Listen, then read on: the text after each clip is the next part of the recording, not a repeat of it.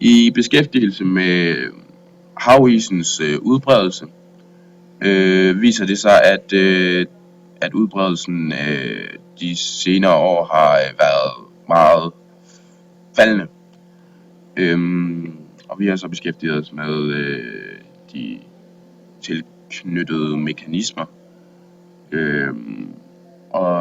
og udviklingen samt årsagerne til udviklingen i og årsagerne til ændringerne i udbredelsen. Ja.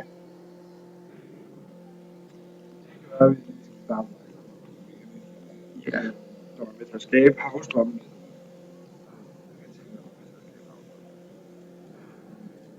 Og der er flere ting, der spiller ind. Hovedfaktoren er Coriolis-effekten. Ja. Det kan være, at du lige tager det. Det er bare den såkaldte effekt. Man kan lidt sammenligne sådan en centrifugalkraft i en opvask eller en vaskemaskine, men det er bare, at på grund af den måde, som jorden roterer, også fordi den har en skæv hældning, så vil det automatisk skabe, at på den nordlige halvkugle, der roterer det meduret, var det ikke sådan, det var? Det var moduret. Det var moduret på den nordlige halvkugle. Og på den sydlige halvkugle meduret.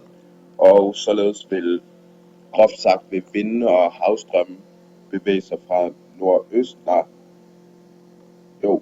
fra nordøst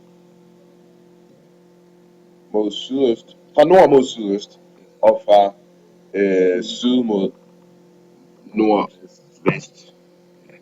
Det er også derfor, at... Nej, der står fra nordøst. Det går bare simpelthen lidt på den sydlige halvkugle. Ja, det er på den sydlige halvkugle.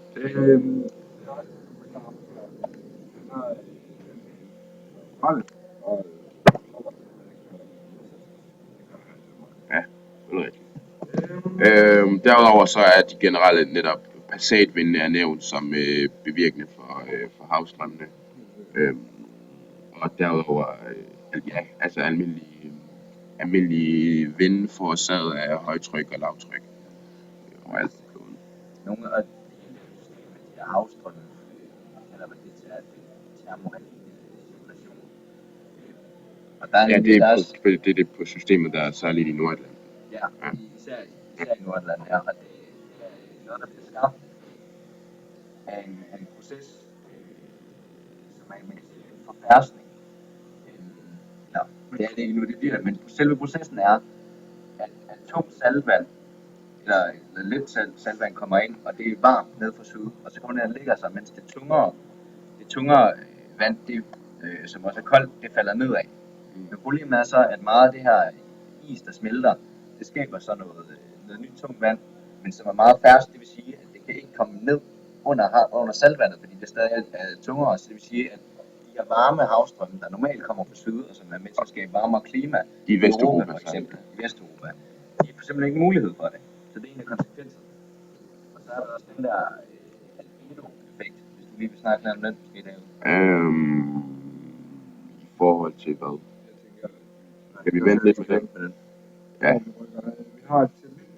Ja, vi har også lige taget satellitbilledet for lige at påvise, at udbredelsen af Så kan jeg lige sige, at vi har det her satellitbillede, hvor vi igennem 3 år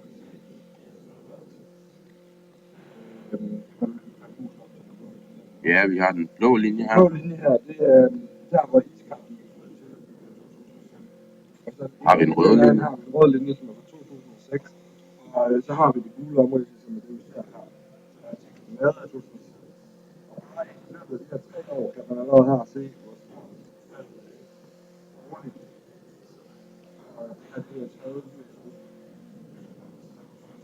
ja, det er sommerminimum. Man kan måske faktisk, det er måske faktisk ikke helt uvæsentligt lige at sammenligne, hvis man tænker på, sådan, hvor stort et areal det drejer sig om, så kan man jo sammenligne lidt med Grønland, der ligger her. At det er altså et kæmpemæssigt Grønland, der ligger her, og et kæmpemæssigt areal af havis, der forsvinder. Så er det til, at faktisk hvert år forsvinder meget.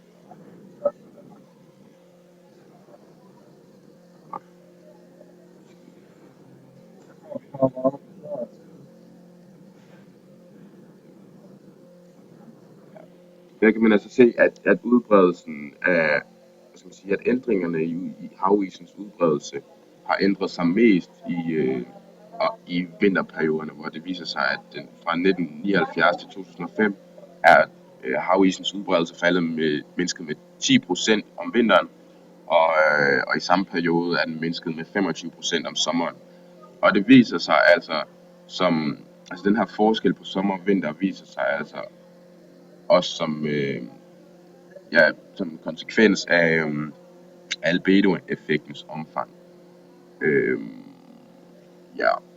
Men altså, fordi det sker altså i takt med, at med drivhuseffekten, der påvirkes af de menneskelige CO2-udledninger, og der derved bliver varmere på kloden generelt. Man taler om den her generelle globale opvarmning. Den bevirker jo så netop den her afsmeltning af isen, naturligvis. Men den er så positivt tilbagekoblet, den her effekt af, at albedo-effekten bliver mindre i takt med, at isen smelter. Det vil altså sige, at temperaturerne blandt andet temperaturerne på polerne stiger hurtigere og mere end på resten af kloden, fordi at man, når isen smelter, vil se, at albedo-effekten mindskes, hvormed at jorden vil absorbere mere af varmen Det der med fra solen. Ja. Og det kan være, fordi du skal... Det er bare det her med, at når det rene havvand kommer til syne, så kan absorbere meget mere energi, i forhold til, at når der ligger is på, så vil det... Med sollyset reflekteres. Ja, det reflekteres. Og det kunne man så for eksempel se i forhold til det der med, at det, som David snakker om, at det giver højere udskejelse om sommeren, de effekter, det gør. Ja, netop fordi, at det reflekterende areal er større om vinteren end om sommeren. Godt.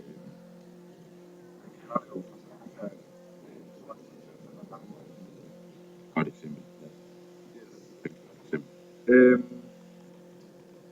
Og med det sagt, så tror jeg, at vi går videre til...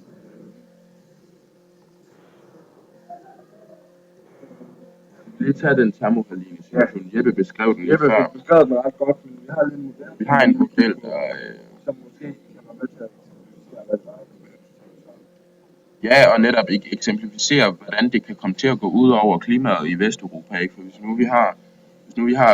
hvis vi tager Vesteuropa her, som er nævnt i teksten, så vil vi se, at hvis de her varme havstrømme her, det er dem, der normalt kan påvirke et varmere klima, forholdsvis varmt klima her i Vesteuropa.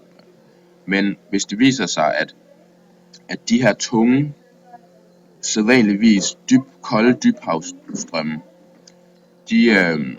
de bliver lettere, så vil den her varme strøm altså ikke på samme måde kunne overflyde det kolde vand. Det vil sige, at forskellen mellem det kolde og forskellen i tyngden mellem det kolde og det varme vand vil altså være mindre, og så vil det altså kunne betyde, at klimaet generelt set her omkring i Vesteuropa være køligere. Ja. Det er simpelthen de varme havstrømme, der normalt giver også en masse varme, de trænger i stedet for, at det ligger så bare nede under alle de kolde havstrømme, så ligger de derinde og formodentlig ligger de varme. Og det skyldes jo, som Jeppe også nævnte før, det skyldes den saltkoncentration, som falder på grund af den smeltede is, som består af ferskvand, og det øgede ferskvand for saltkoncentration. Så er det simpelthen ikke muligt at have den der forskel. Exakt. Og med det tror jeg, at vi kommer med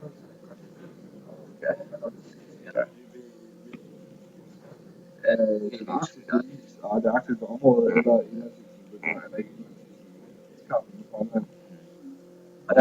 med det med det til en diskussion om konsekvenser. Og der er jo både, altså man kan både snakke om mennesker eller konsekvenser for dyr, planter og klima, men det hænger jo selvfølgelig alt sammen. Hvis vi lige starter med mennesker for eksempel, så kan der være rigtig mange steder, hvor det faktisk vil være farligt for menneskerne,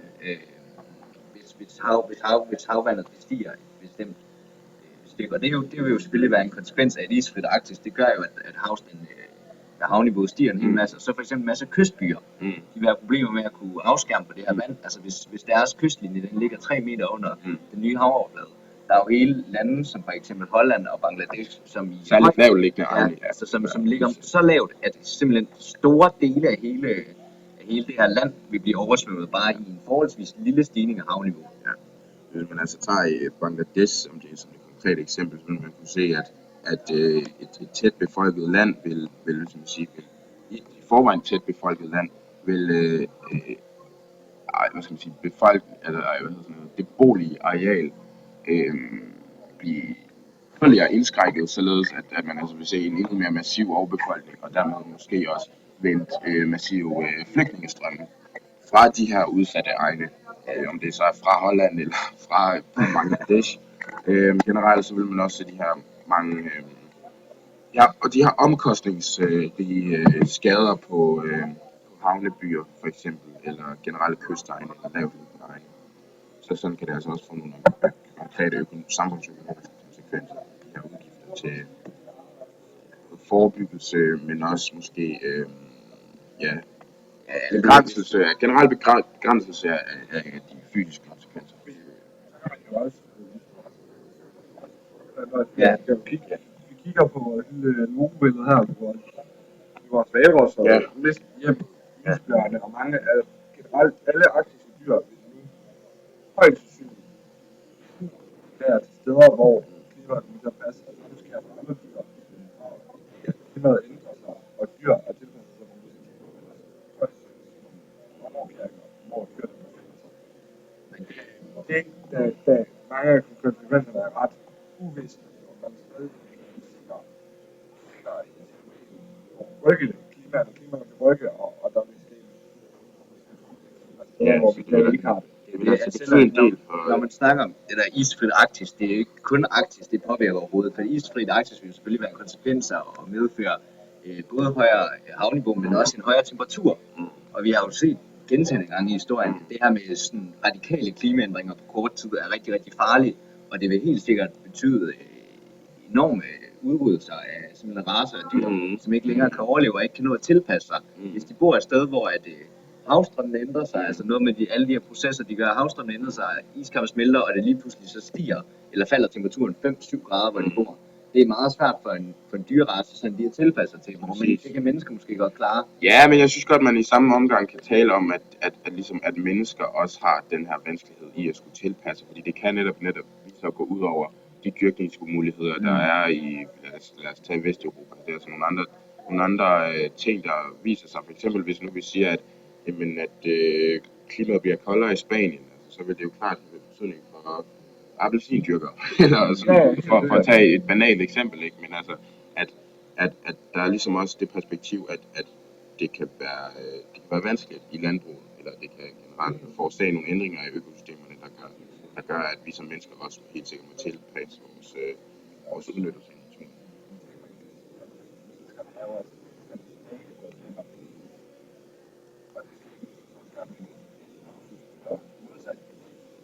Reelle ting, de kommer fra mennesker, som over ja, og som er i total uoverensstemmelse med kloden. Og det sværeste ved hele det er jo nærmest, at det er nærmest umuligt at forberede på. Vi kan forudse konsekvenserne, som sådan, vi ved godt, der kommer radikale ændringer, men hvordan de præcis kommer til at komme til udtryk er meget svært. Vi har jo ikke et eksempel med, når jeg kan huske sidste gang, vi lavede global opvarmning. Det har man ikke på samme måde, og det kommer helt sikkert til at være radikalt ændret. Og så må vi bare prøve både at få se, hvor meget vi kan forhindre det, og så se, hvor meget vi kan forberede os på at takle den her situation, når den kommer. Men også også særligt, skal man sige, fordi at der netop, man har meget forskellige opfattelser af, eller mange forskellige forudsigelser, teorier eller scenarier for, hvor meget isen vil smelte, og i hvilket tempo, hvor meget temperaturen vil stige, og i hvilket tempo. Og så også konsekvenserne af, altså hvor meget vandstandsstigningerne vil være, hvis, lad os tage, at Arktis, det isfrie Arktis, og indlandsisens afsmeltning vil måske, altså igen, det kan forårsage utrolige vandstigninger, men der er stadigvæk vandstigninger, man ikke kan sætte sådan konkrete tal på. Man kan selvfølgelig skønne bedst muligt. Det er næsten det der med, at der er nogen, der mener, at alt det her med global opvarmning er noget fis. Nu løber vi tør tid. Jeg er nødt til hurtigt at stoppe og så sige, at vi har slut en diskussion om det. Yes.